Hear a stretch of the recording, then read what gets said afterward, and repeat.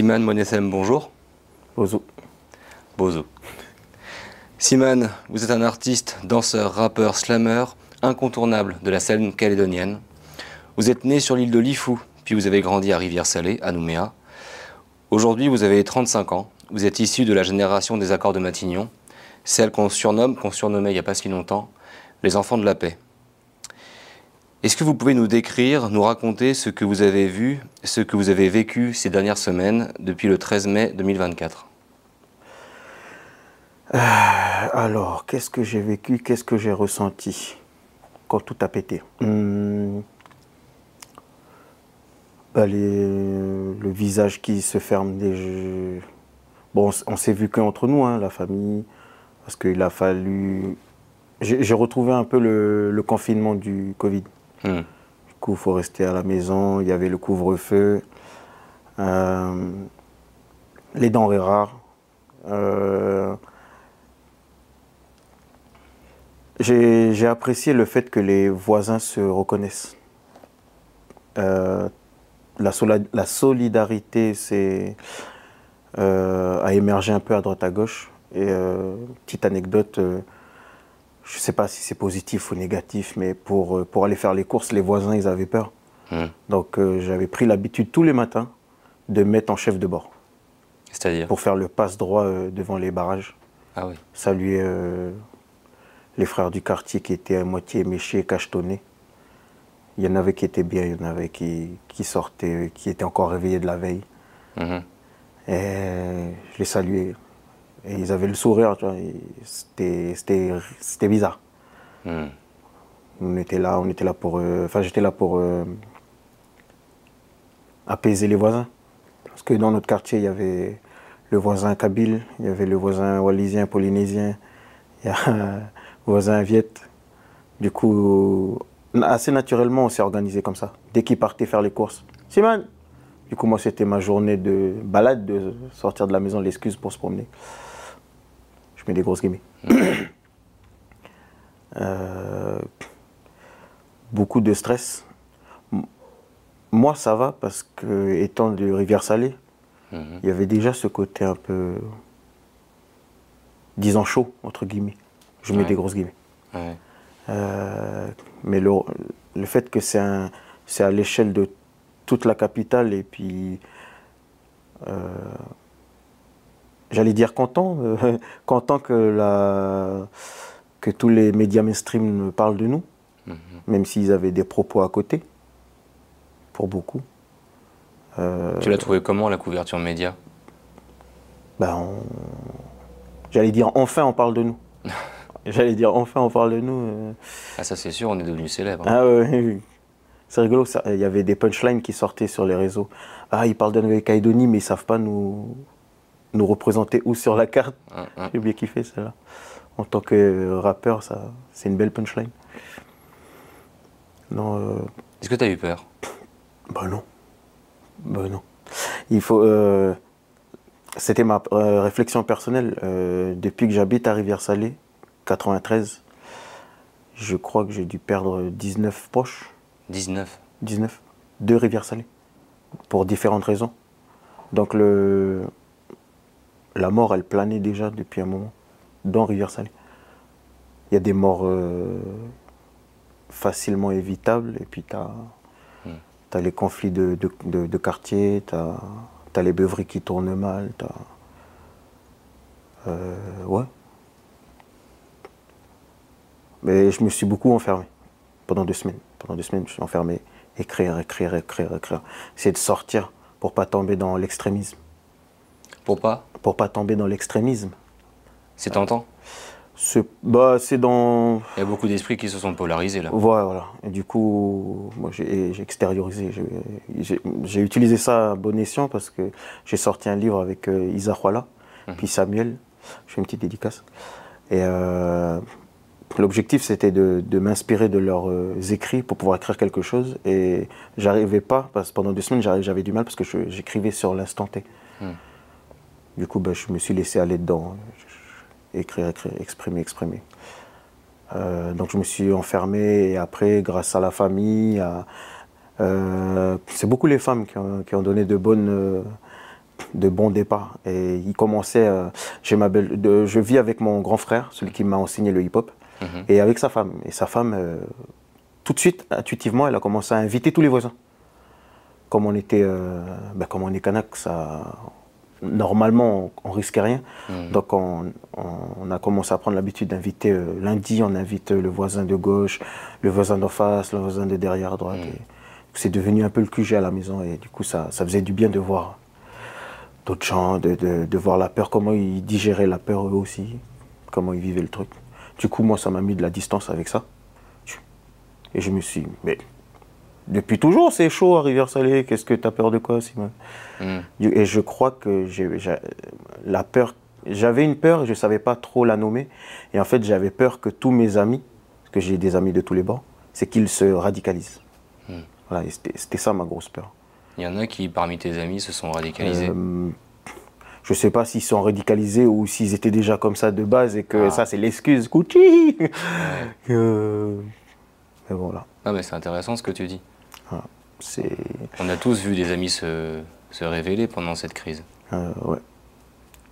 C'est une réaction à la peur ou finalement on se connaît pas si bien que ça? J'ai envie de dire, je sais pas pour ma part, parce qu'en tant que personnage public, je suis assez facilement ami avec tout le monde. J'accepte tout le monde. Et le fait d'avoir plein d'avis, quelque part inconsciemment, ça m'aide à prendre du recul, à comprendre. Et qu'est-ce que tu comprends alors de tout ce qu'on traverse? Il y a ou c'est peut-être moi qui est un peu fleur bleue et qui espère dans tout et n'importe quoi. On m'a fait la réflexion. Je dis, ah mais Simon, t'aimes tout le monde toi. La compassion a disparu. La compassion, j'avais le mot là, la compréhension de l'autre. Et là, j'ai l'impression que chacun font un concours de douleur. Moi qui a plus chier que toi. Ouais. Donc c'est moi qui a raison. Et du coup, attention au mauvais jeu de mots, la vie, on a l'impression que là, la vie, elle est noire ou blanc. Ouais. Mais moi, je suis convaincu que il y a de la nuance. Et on dirait qu'on a perdu la nuance là. Ouais. T'arrives encore à voir la vie en couleur? Oui, là maintenant, actuellement, là... Il y a beaucoup de gens qui se sont mis à la voir en noir et blanc d'un coup. Ah oui. Mais... quoi dire d'autre? Comment est-ce qu'on recolorise tout ça? Comment on recolorise tout ça? C'est peut-être, encore une fois, fleur bleue de ma part, mais il faut se reparler. Et est-ce qu'on est capable de s'écouter et d'écouter l'autre sans vouloir répondre? Compréhension. Ah, compréhension, c'est le terme que... On n'a plus de compassion, on n'a plus de compréhension. On se comprend plus. On se comprend plus. Ou on veut plus se comprendre. Est-ce qu'on s'est jamais vraiment compris?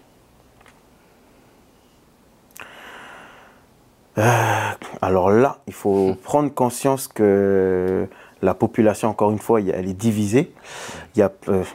drôle de lapsus révélateur. Elle est divisée. Oh, visée. Qu'est-ce que je suis en train de viser? Qui je suis en train de viser? En fait, tu as tous les milieux et les plus, on va dire, défavorisés, mettent en premier plan l'humain. Du coup, le vivre ensemble, il était là. Déjà là, je prends position en disant, il était là. Il est là, le vivre ensemble.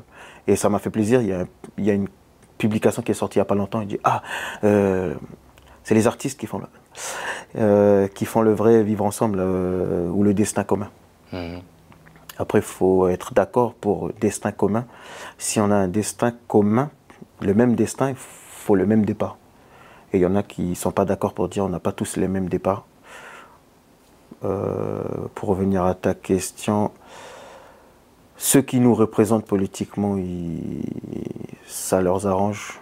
Ça les arrange. Ça les arrange. Ça les arrange qu'on ne se comprenne pas. Du coup, après, c'est idéologique. C'est idéologique, je pense. C'est une posture. Et c'est difficile pour eux de chanceler. Donc, ils sont obligés d'aller dans les extrêmes, surtout ces moments-là. Mais nous, la population, ouais, ça fait un moment qu'on vit ensemble. Après, quand il y a des intérêts qui diffèrent... Comment on en est arrivé là? C'est la faute de qui? Ouh. Toi, tu veux que je meure? Très bonne question. C'est la faute de qui? Pour tomber dans la facilité et pas me mouiller trop, je vais dire que c'est notre faute à tous. On n'a pas voulu... quand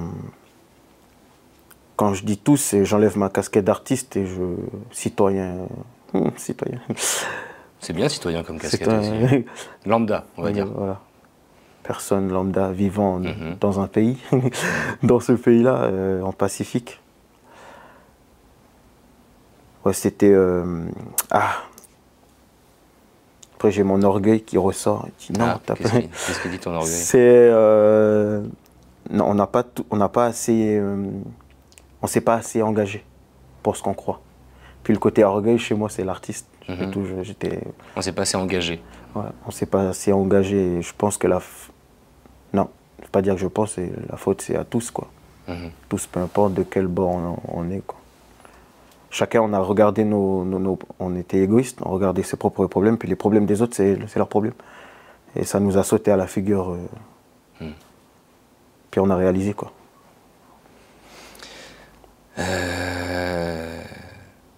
Il représente quoi pour toi aujourd'hui le drapeau kanak? Pas aujourd'hui. Qu'est-ce qui représente pour toi le drapeau kanak? Quelle casquette je vais mettre pour te répondre? Il rend schizophrène ce pays? Ah oui, schizophrène. Bah oui, en distance, il est schizophrène. Oh, j'avais écrit là-dessus. Un pays, deux idéologies. Ouais. Un seul peuple. Faudrait que je... C'est deux couleurs, un seul peuple, si tu fais référence à une devise politique. Mais... Non, mais même, on n'est pas deux couleurs. Tu vois, le métis, il se retrouve où? Enfin, ouais, bonne question. On n'a pas... J'ai l'impression qu'on ne s'est pas posé les bonnes questions. Et on continue à ne pas se poser les bonnes questions. Pour des intérêts divers et variés. Et pour reprendre des grands frères, ben c'est l'humain qui manque. C'est essentiel. Le drapeau kanak. Le drapeau kanak. Alors pour moi, personnellement, c'est ce qui permet de différencier le drapeau de la France et celui de la Nouvelle-Calédonie. Je mets des guillemets. Mais moi, j'ai toujours fait attention à pas le... Alors que je suis kanak. Pour moi, j'ai pas besoin de le brandir. Après, j'avoue, à l'extérieur, hors de la Nouvelle-Calédonie, hors des questions qui nous bribent ici, c'est vrai qu'à l'extérieur, c'était plus facile pour moi de le... Parce que les gens, ils me disent « Ah, mais t'es kanak ». Je dis « Oui ». Puis, arrivé ici, « T'es mélanésien hein ?» Les Vanuatis, ils sont mélanésiens aussi. Mélanésiens de la Nouvelle-Calédonie. Bref, pour moi, il représente un combat identitaire. Et en tant qu'artiste, c'est vrai que j'ai du mal à le brandir pour ne pas froisser mes amis de l'autre bord. Sur l'île de Lifou, tu es appelé à prendre des responsabilités coutumières. Est-ce que tu peux nous en dire plus? Plus.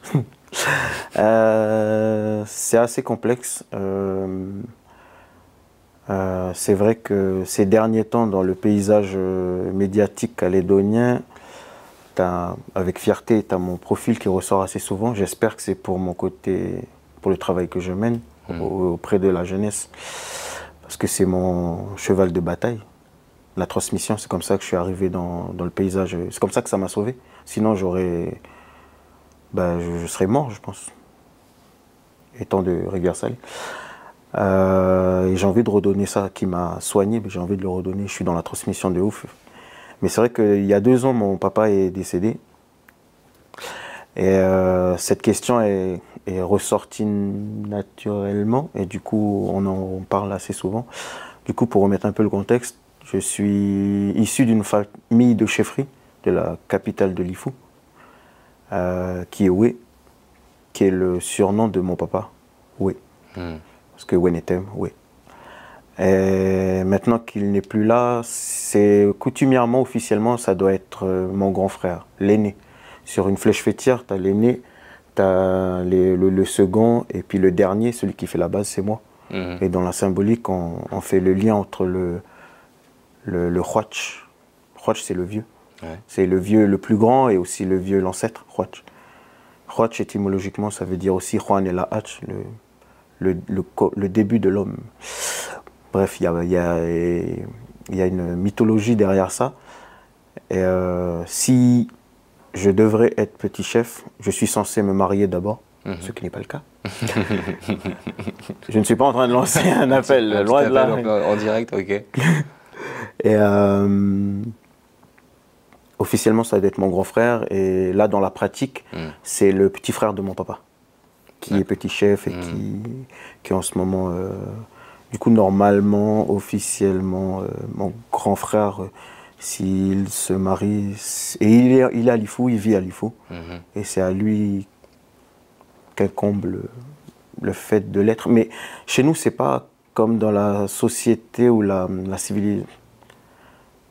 Quand on dit petit chef, on a l'impression qu'il n'y a qu'une personne qui est petit chef. Oui. Dans ce que l'on entend petit chef, c'est toute la famille en fait. Oui. Et si le grand frère n'est pas là, ben, si mon grand frère n'est pas là, et si moi je suis là, s'il y a une coutume qui arrive, c'est à moi, au nom de mon grand frère, au nom de mon papa, au nom de mon nom de famille, ben, je peux être un... Et c'est vrai qu'avec le travail que je mène, j'espère que c'est cela. Il y en a beaucoup qui te disent, ben, c'est toi, tu devrais. Tu devrais. Voilà, pour répondre à ta question.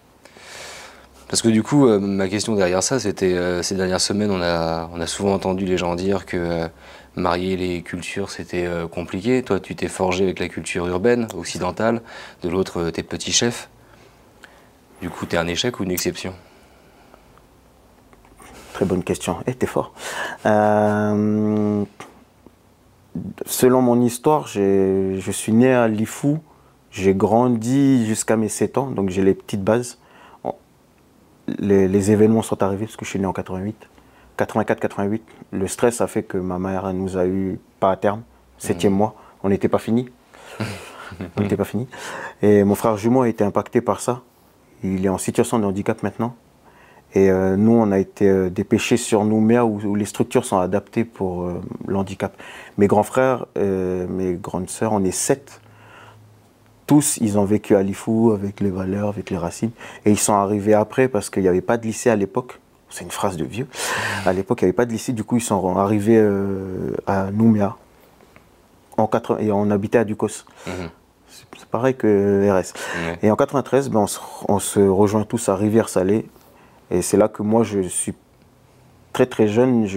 Quelque part, je crois que je comprenais le français. Je comprenais le Lifou. Et je parlais le Lifou. Et à l'école, ben, on m'a dit, parle pas le Lifou, parle en français. Et du coup, ben, j'ai perdu ma langue. Heureusement que je la comprenais.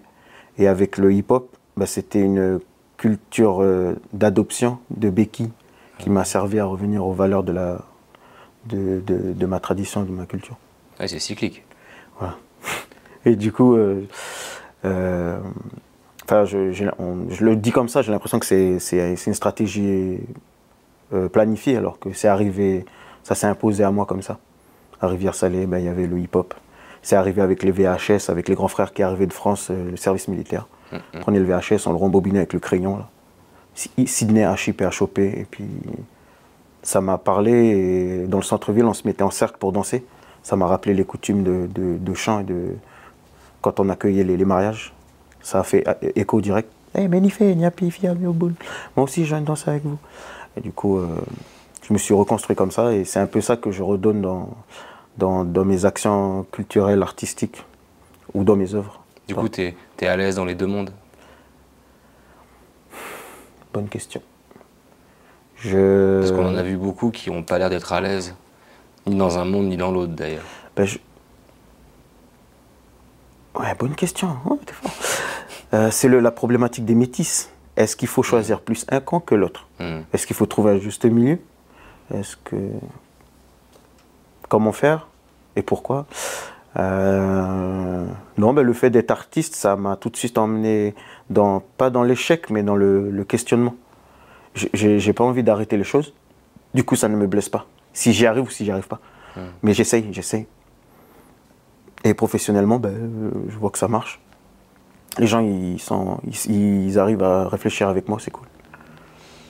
Parlons des jeunes, justement. Ceux qui sont plutôt de la génération de la gare de Nouméa. 98. 8 000 à 10 000 émeutiers. Tu savais qu'ils existaient? Ah oui. Si j'avais pas rencontré le hip-hop, j'en aurais fait partie. Ah. Et c'est aussi pour ça, par rapport à l'anecdote du chef de bord, et je salue tout le monde, c'est qu'on se connaît tous. On se connaît tous, on sait qui fait quoi. Et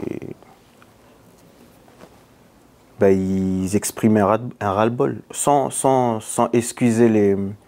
Parce on est d'accord que si qu'on soit indépendant ou on garde la loyauté avec la France,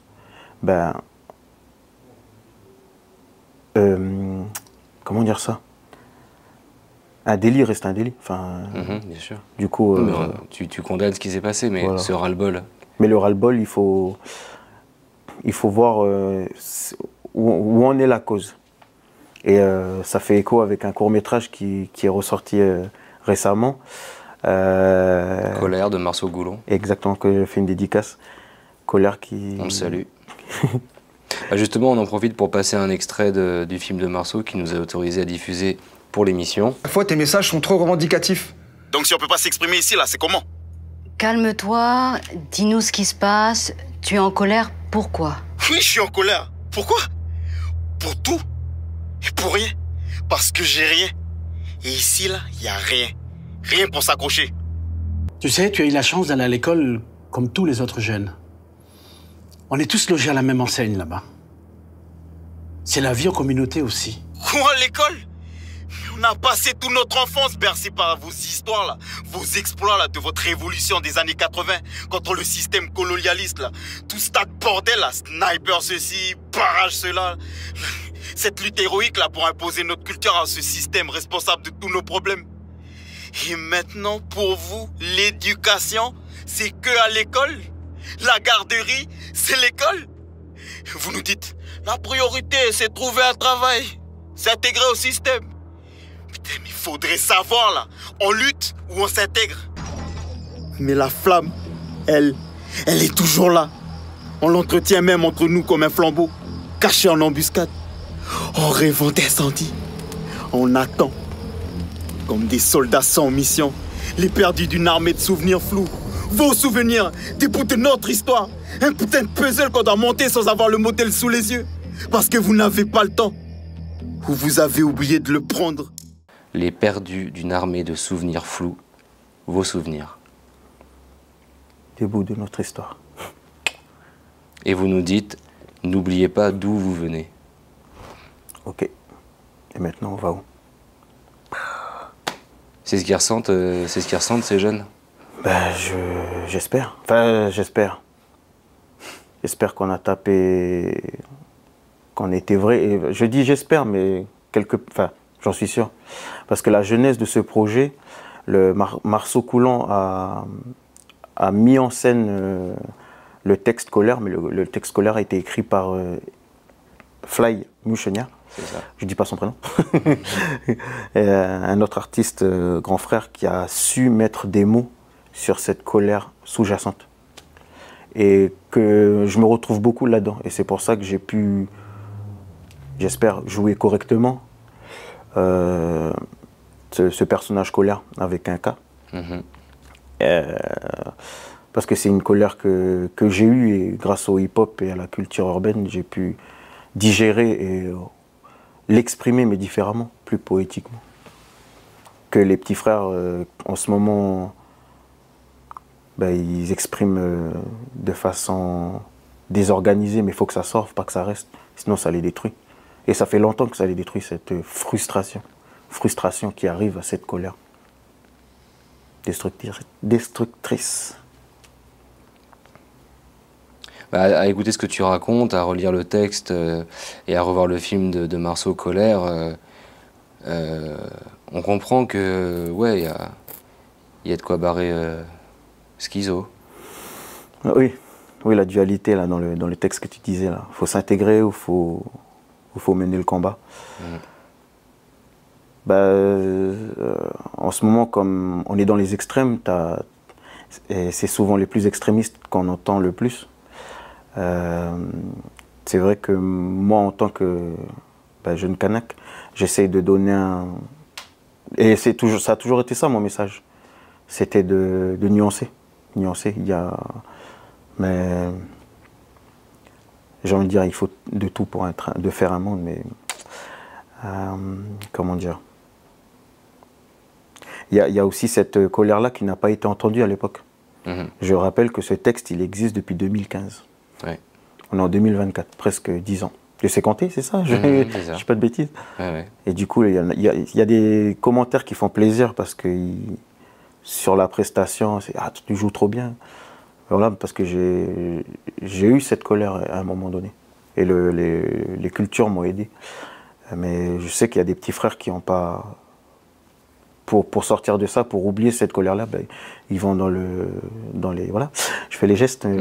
J'ai le droit de le dire ou... Oui. Ok, il y a le cava, il y a les cachets, il y a l'alcool, il y a les drogues dures. Du coup, après, on n'est plus maître de soi. Et puis... Mais je ne veux pas avoir un discours qui stigmatise. Je ne veux pas tout accepter non plus. Je veux faire attention à les causes. Pourquoi on en est là? C'est désastreux ce qui se passe. C'est horrible. Mais pourquoi on en est arrivé là? Et cette œuvre, et pourquoi quand Marceau nous a demandé, avec Sylvain Lorgnier, parce que ce texte, il existait dans une pièce de théâtre, comme tu l'as dit, et c'est un recueil d'une interview des gens du Thio. Les gens du Thio ont vécu un abandon par rapport à... Pour l'historique, Thio devait être Nouméa. Oui. La capitale, c'était Thio. Oui. Et après, on est arrivé à Nouméa. Du coup, il y a un abandon, il y a une frustration, il y a une colère. Et il y en a beaucoup qui m'ont dit, je remercie, mais j'ai envie de redonner à César ce qui est à César. On m'a dit Simane, artiste visionnaire. Le visionnaire, c'est Sylvain Lorgnier. Il a vu que Thio a vécu ce qu'on est en train de vivre là. Du coup, il a dit, faut prévenir. Et du coup, moi, je suis arrivé après dans le processus où j'interprète les personnages colères. Mais voilà, l'écriture, la conception, c'est l'équipe des Argonautes du Pacifique. À tous ces jeunes qui ressentent cette colère, pareil à une flamme froide, qu'est-ce que tu leur dirais? Qu'est-ce que je pourrais leur dire? Est-ce qu'ils vont m'écouter? Déjà, je sais pas. Juste à dire qu'il y a des frères qui... Encore une fois, j'accepte pas, mais je comprends. Je comprends, et puis moi j'ai eu beaucoup de chance. J'ai eu beaucoup de chance et je remercie mes parents et les grands frères qui m'ont tendu la main à un moment où j'en avais eu besoin. Et je suis désolé pour eux, parce que là, il y a plein de grands frères qui vont pointer le doigt. Ah, c'est vous, c'est votre faute. Partagez la faute. Et c'est un peu ça qui nourrit un peu le personnage colère. Parce que, comment on l'a pensé, c'est un petit frère qui va se faire défoncer par des vieux. Il va se faire astiquer parce qu'il a peut-être brûlé un commerce, volé des voitures. Il dit, hey, c'est ta faute, on va t'astiquer. Pourquoi t'as fait ça? C'était le début du personnage. Puis le personnage, il répond. Pourquoi? Parce que j'ai rien. Et ici, il n'y a rien. Et là, il se dédouane pas, mais il explique pourquoi il a fait cette bêtise. Mais il accepte. Et il répond à cause de vous. Voilà, quelque part. Il dit c'est à cause de vous et de ce double discours. Les parents, ils ont une responsabilité dans ce qui s'est passé? Ouais, c'est trop facile de dire oui, mais c'est l'environnement, c'est tout. Parce que si on remonte à avant, est-ce que les parents, ils ont eu ce qu'il fallait pour garder le petit frère, pour garder la petite sœur? Et eux aussi, ils ont été peut-être embrigadés ailleurs. Voilà, on parle du bingo, on parle du cava. Beaucoup de grands frères, de grandes sœurs qui rentrent au cava et qui ne vont pas tout de suite chez eux. Et les petits, ils restent seuls. Et au cava, ils vont trouver quelqu'un d'autre. Famille brisée. Pourquoi la famille est brisée? Enfin bref. Merci encore pour ta participation. Comme tu es slammer, je te propose de finir sur un slam. Et merci encore pour ta participation, Simane. Allez.